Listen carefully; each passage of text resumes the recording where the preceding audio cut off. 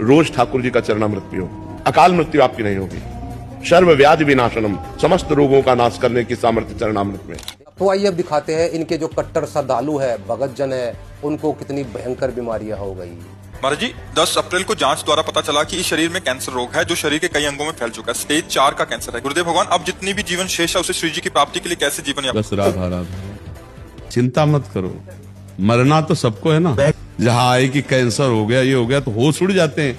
अगर पहले से तैयार रहोगे कि एक दिन मरना और मरने का कोई कारण बनेगा।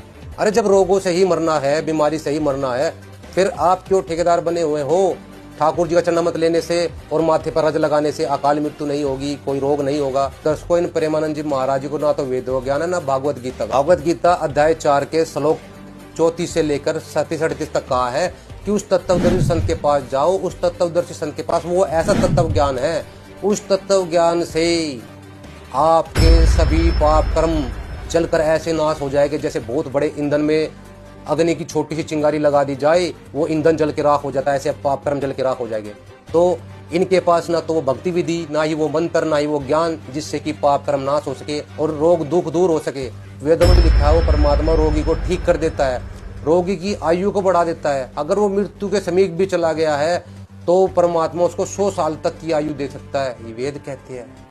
घर से निकलने के पहले 11 बार कृष्णाय वासुदेवाय इस मंत्र का जाप करो। कभी आपका एक्सीडेंट नहीं हो सकता, कभी आप दुर्घटना में कभी नहीं फंसेंगे, और फंसेंगे भी तो आप सेफ निकलना। तो देखिए प्रेमानंद जी अपनी ही बात का खंडन करते हुए, पहले से तैयार रहोगे कि एक दिन मरना और मरने का कोई कारण बनेगा। एक्सीडेंट, दिल फेल होना या कोई घटना बनेगी। मृत्यु कोई घटना रूप लेके ही तो आती है। पूरे शरीर में रज लगाए और कोई आपको श्राप दे दे, उसका सांप वापस होके उसी को लगेगा, आपके पास नहीं जाएगा। फेंको अपनी पूरी शक्ति के साथ फेंको। दैहिक, दैविक, भौतिक ताप तीनों आपको जला नहीं सकते। बड़े से बड़ा रोग हो, आप रज का सेवन करो, वो रोग आप पे हावी नहीं हो सकता। कि राधा रानी भी श्राप से नहीं बच पाई, उनको भी श्राप भोगना पड़ा। और यहाँ तक कि श्री कृष्ण जी और विष्णु जी, इनको भी श्राप भोगना पड़ा। ये भगवान खुद श्राप से नहीं बच पाए।